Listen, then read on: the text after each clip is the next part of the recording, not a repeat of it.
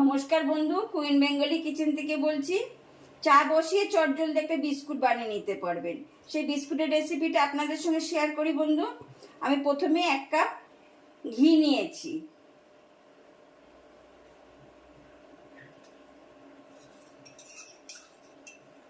যে মাপের বন্ধু ঘি নিলাম ঠিক সেই মাপেরই চিনি গুঁড়ো করে নিয়েছি। মানে বড় 4 চামচি 4 চামচি চিনি গুঁড়ো করে নিয়েছি।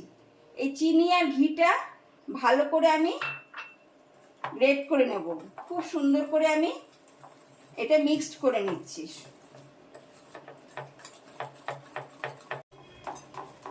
বন্ধু খুব সুন্দর করে ফেটিয়ে নিয়েছি। যত এটা ফেটাবে তত বিস্কুটটা সুন্দর হবে খেতে।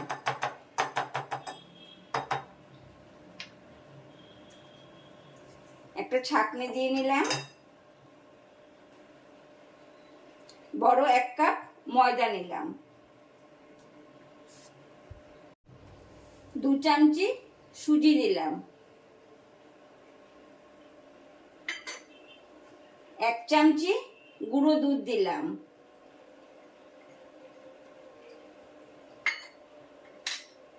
ছোট 1 চামচি পিঙ্ক সল্ট দিলাম। বিস্কুটে খুব ভালো টেস্ট হয় পিঙ্ক সল্ট দিলে।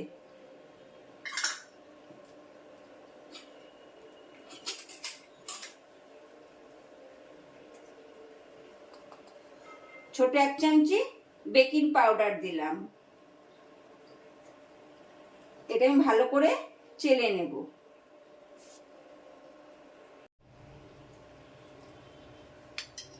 সামান্য কিছু কালো জিরে দিলাম। এবার এটা ভালো করে আমি মেখে নেব।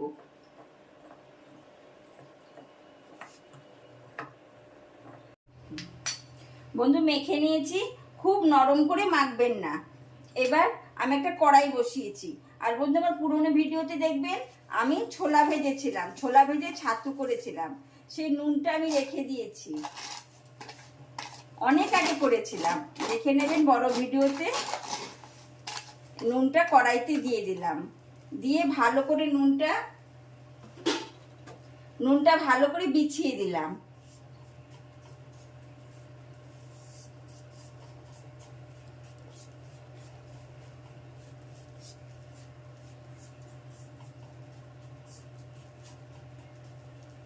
এই সময় বন্ধু গ্যাসের ওভেনটা খুব কম করে দেবেন।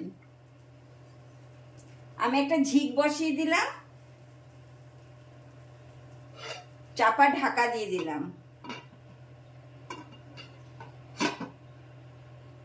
এবার এটা গরম হতে হতে বন্ধু আমি বিস্কুটগুলো তৈরি করে নেব। এবার বন্ধু একটা থালাতে আমি ঘি মাখিয়ে একটা বাটার পেপার রেখে ঘি মাখিয়ে নিয়েছি। বন্ধু মাখাগুলো আমি অল্প অল্প করে নেব। একটা চামচির মাপে, এরকম একটা চামচির মাপে, আপনাদের যে মাপে চামচি থাকে আপনাদের বাড়িতে এরকম, বা ছোট হাতা থাকলেও নিয়ে নিতে পারেন। এরকম মাপে নিয়ে গোল করে আস্তে করে হাতে দাবিয়ে দেব।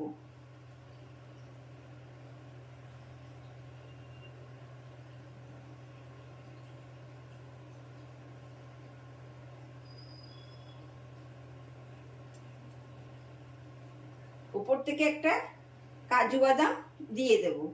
এবার বন্ধু আমি থালার মধ্যে এরকম সাজিয়ে রাখছি। এরকম করে আমি সব বিস্কুটগুলো তৈরি করে নিচ্ছি। প্রথমে বন্ধু সব বিস্কুট বানিয়ে নিয়েছি। এবার আমি বেকে বসাবো।